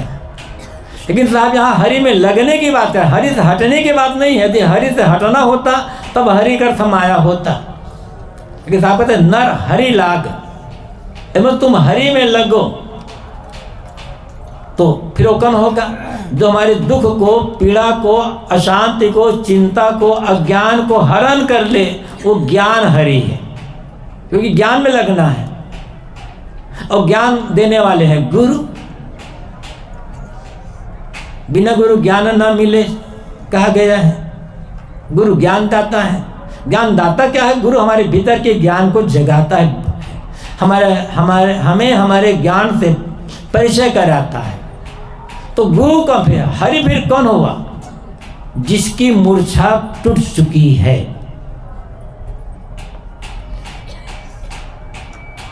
जिन्होंने आत्मसंयम द्वारा, विवेक द्वारा, स्मृति के द्वारा, सुरति के द्वारा, बोध के द्वारा अपनी मूर्छा का पूरा नाश कर डाला है, जो पूर्ण जागृत है, वो गुरु है।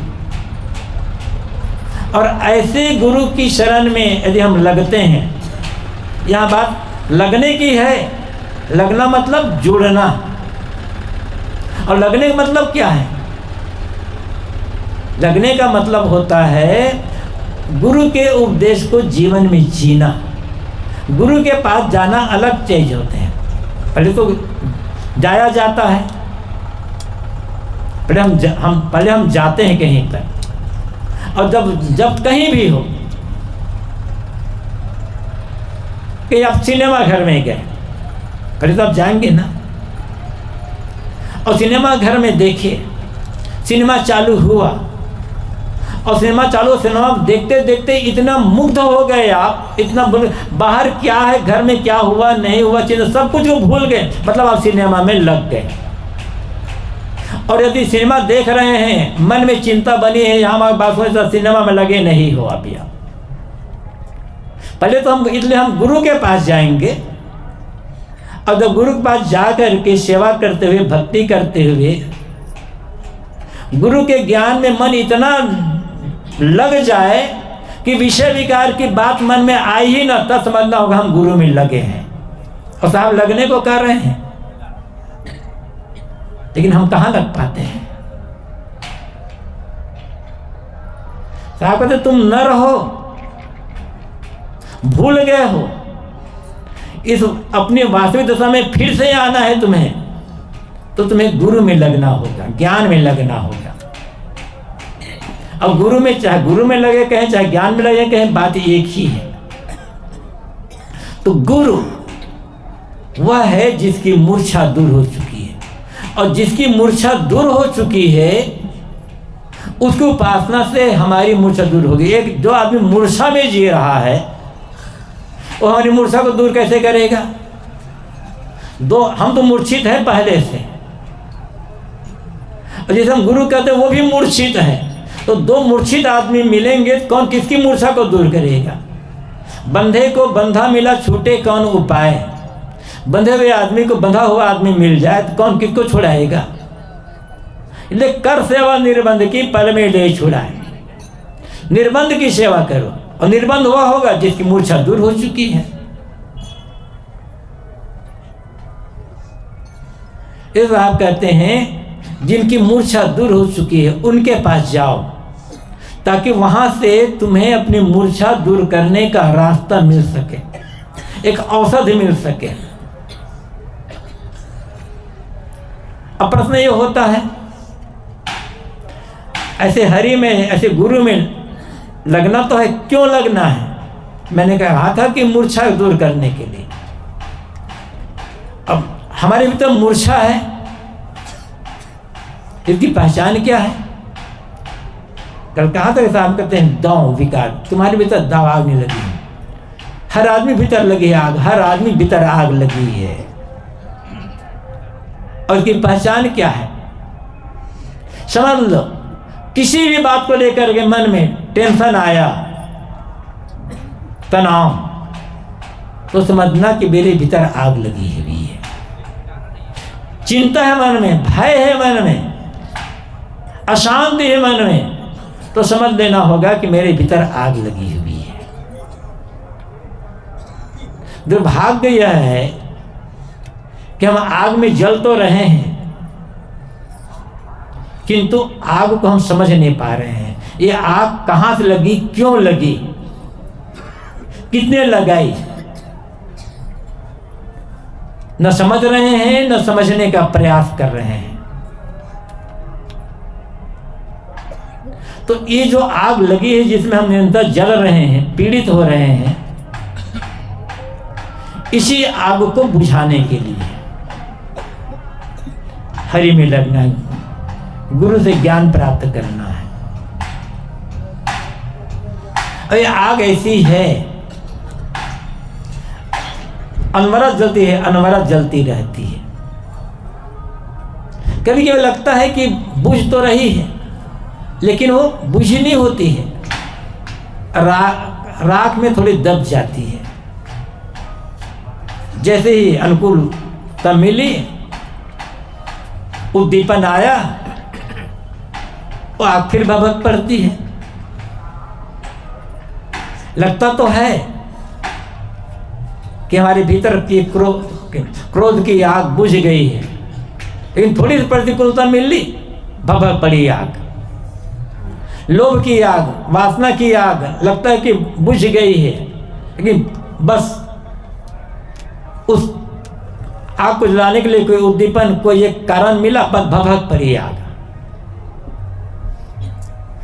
आग का बुझना अलग बात है और आग का राख में दब जाना अलग बात है।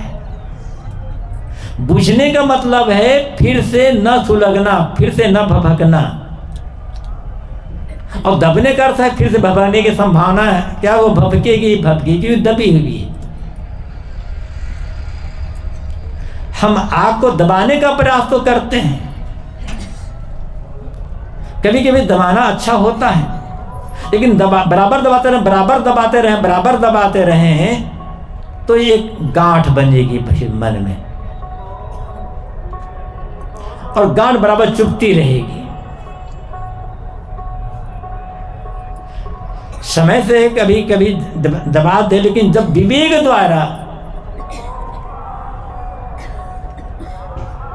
निरंतर समझ के, अच्छी तरह से समझ करके उसको विवेक द्वारा, हम जब विवेक का प्रयोग करेंगे, विवेक का पानी डालेंगे, निरंतर आत्म जागृति जब बनी रहेगी, उसके बारे में निरंतर जब चिंतन चलता रहेगा, जिस कारण से आग जलती है, या जली हुई है, उस कारण से हमें क्या घाटा हो रहा है, कैसे हमारे जीवन में दुख आता है, कैसे हम पीड़ित होते हैं, उसको समझ करके, विवेक से समझ करके जब नियंत्रण संयम द्वारा दूर करेंगे ना, तब धीरे धीरे वो आग बुझेगी। और एक दिन में वो आग नहीं बुझने वाली है, समय लगेगा।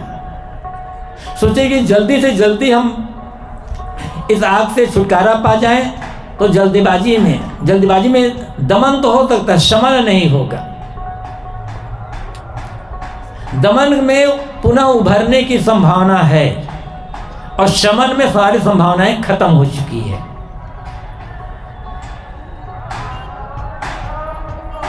तो साहब कहते हैं कि तुम जल रहे हो, तुम्हारे भीतर आग लगी हुई है, लेकिन तुम इस आग को आग नहीं समझ रहे हो, आग को तुम पानी समझ रहे हो। कोई आदमी आग को पानी समझ ले तो जलने से बचेगा कैसे? जो आदमी दुख को सुख समझ ले तो उसका त्याग कैसे करेगा? यह तो घटना घट रही हमारे जीवन में। जो दुख का कारण हमने सुख का कारण समझ लिया है, जो बंधन कारण है उसे हमने मुक्ति का कारण समझ लिया है, इसलिए दुख पाते हुए भी उसे छोड़ने का मन नहीं कहता, वहां से हटने का मन नहीं कहता है। कोई कोई शुभ जीव होते हैं जो उसे बचने का प्रयास करते हैं। साहब कहते हैं तुम्हारे भीतर आग लगी हुई है, दाग नहीं लगी है, और ये आग ऐसी आग है जो दिखाई तो नहीं पड़ती और जिसमें बाहरी कोई ईंधन नहीं है। बाहर जब आग लगती है तो कोई ना कोई ईंधन होता है उसमें, लेकिन जिस आग में हम जल रहे हैं निरंतर, उस आग में कोई ईंधन नहीं है।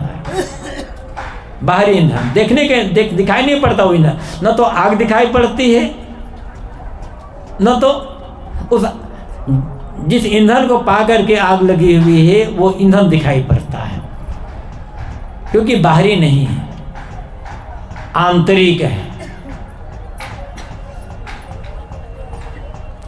तो लोगों ने पूछा होगा साहब से, साहब कहते हैं कि आप कहते हैं कि आग लगी हुई है, इसमें ईंधन भी नहीं है, तो आग कौन सी है और ईंधन कौन सा है इसका? क्या ईंधन बिल्कुल है ही नहीं? साहब कहते ऐसा नहीं है, ईंधन विकारों की ईंधन है।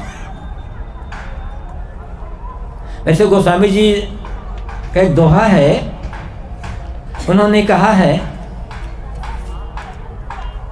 अहंकार की आग में दहत सकल संसार, तैसे बाँचे संत जन केवल शांति आधार।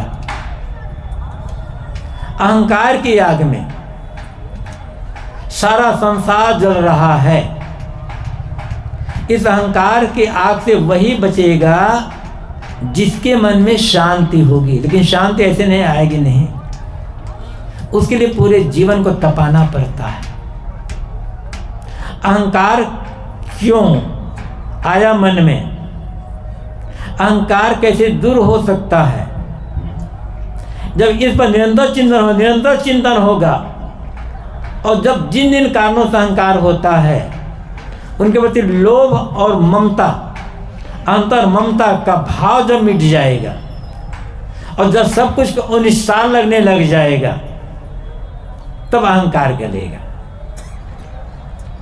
और तब शांति आ जाएगी। तो हर आदमी के भीतर विकार है, अब विकार ऐसे कसुन करके दूर नहीं होगा, उसके लिए सदगुरु कबीर ने रास्ता बताया है, कर विचार विकार परिहरी। उसके लिए हम कोई पूजा कर लें, कोई नाम जप लें, कोई माला फेर लें, कि गंगा नहा लें, कुछ कथा कीर्तन कर लें, सुन लें, अखंड जागरण कर लें, किसी ग्रंथ का पाठ कर लें, या कुछ और बाहरी कर्मकांड कर लें, तो अंदर के विकार मिट जाएंगे, कुछ नहीं मिटने वाला है। इसमें बाहरी क्रियाकलाप सहयोग नहीं कर सकते हैं।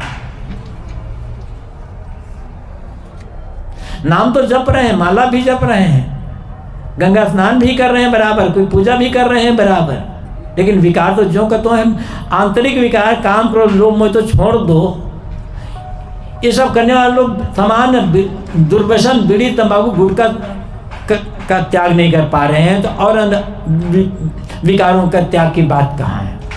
हमने कर विचार, विचार द्वारा विचार करके जब विकारों का त्याग होगा तो उसमें स्थायित्व होगा। किसी के कहने से हम कहें हाँ ठीक है, गुरु ने कहा, बड़ों ने कहा, जिनके प्रति हमारे मन में श्रद्धा, उन्होंने कहा, उन्हें कहने से हमने बात मान ली। समझ नहीं हमारे पास, विचार नहीं है हमारे पास, बस श्रद्धा भावुकता हमने बात मान ली। लेकिन जब अवसर आएगा, प्रलोभन आएगा, भय आएगा, तब फिर वही काम करने लग जाएंगे जो काम पहले करते रहे। किंतु जब विचार किए हम, अब विचार कर लगा कि सचमुच में अंदर से यह बात आया कि ये काम गलत है, अंदर से विवेक जागृत हुआ,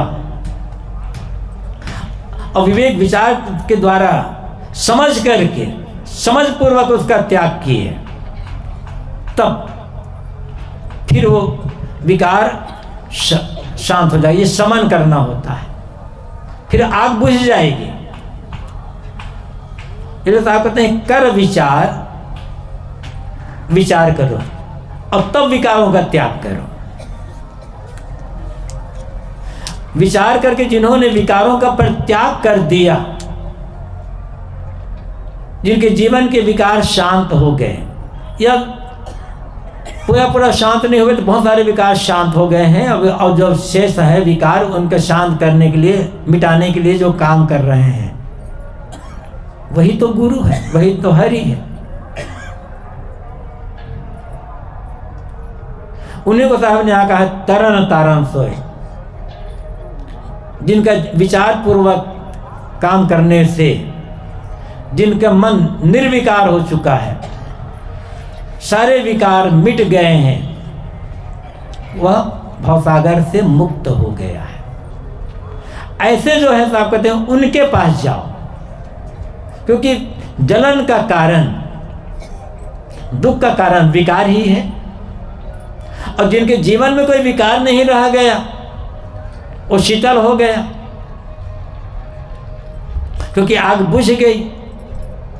और जो शीतल हो चुका है, उनके पास जाने पर हमें शीतलता कैसे मिलेगी, हम शीतल कैसे होंगे, इसके लिए तो बोध हुआ ना। तो निर्विकार होना मन का, ये शीतल होना है। सदगुरु कबीर की एक साखी है, नहीं शीतल है चंद्रमा हिमने शीतल होए, कबीर शीतल संत जन शब्द सने ही होए। कहीं कहीं आता है राम सने ही हो, तो चाहे राम सने ही हो चाहे शब्द सने ही हो, उसका मतलब क्या है? विचारों का सने ही होना। तो जिन्होंने विचार करके विकार का परित्याग कर सकते, वो शीतल है, वो संत वही है। हम तो संत का कपड़ा पहने हुए, साधु कपड़ा पहने हुए हैं, इससे कोई संत तो नहीं आगे जीवन में। जब हमारे भीतर की जलन मिट जाए तब वो संतत्व आएगा, तब जीवन का जो अंतिम लक्ष्य है वह मिलेगा। उसी लिए साहब कहते हैं कर विचार, साहब कहते हैं नर हरि लाग दौ विकार बिनु ईंधन। तुम्हारे भीतर बिना ईंधन की आग लगी हुई है, विकारों की आग, मिले न बुझावन हारा। आज तक तुम्हें इस आग को बुझाने वाला कोई मिला नहीं। अब जरा सोचिए, अपने जीवन को देखिए, आपके किसी न, हर आदमी का कोई ना कोई मित्र होता है, किसी के 2, किसी 4, किसी 6, किसी के 1। आपके किस मित्र ने पूछा है आपको कि तुम्हारे भीतर कोई विकार तो नहीं, तुम्हारा मन अशांत तो नहीं है? किसी ने पूछा है? किसी रिश्तेदार ने पूछा आपको तुम्हारे मन में टेंशन तो नहीं रहता, भय चिंता तो नहीं रहता, तुम्हारे मन में कोई दुख दर्द तो नहीं रहता? किसी ने पूछा?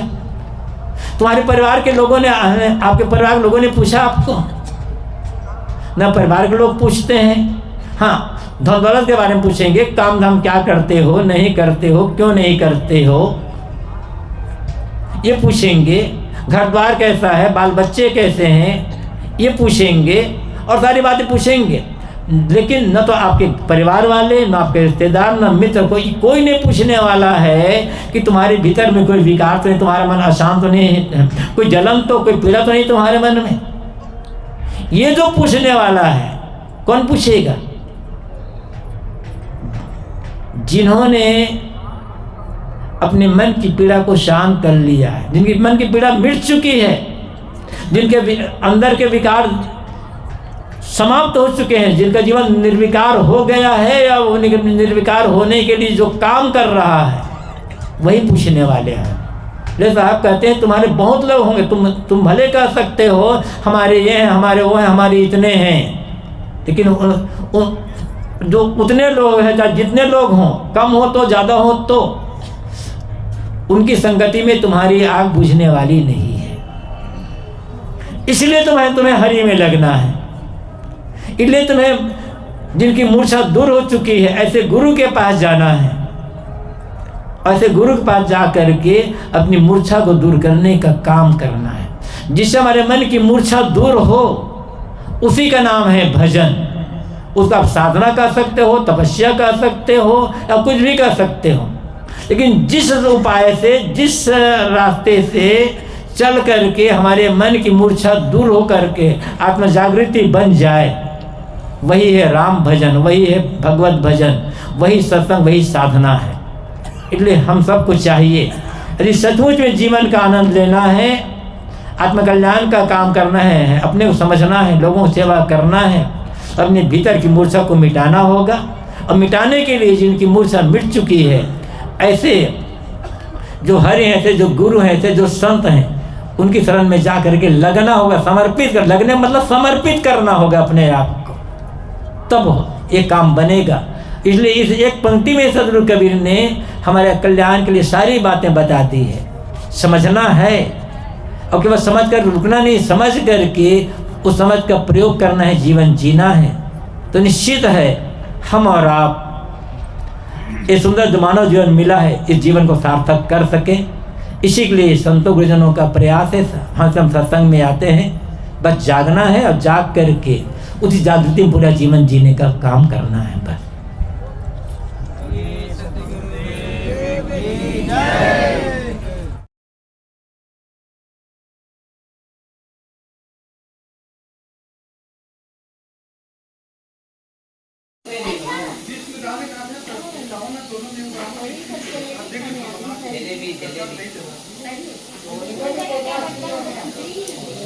देते हैं।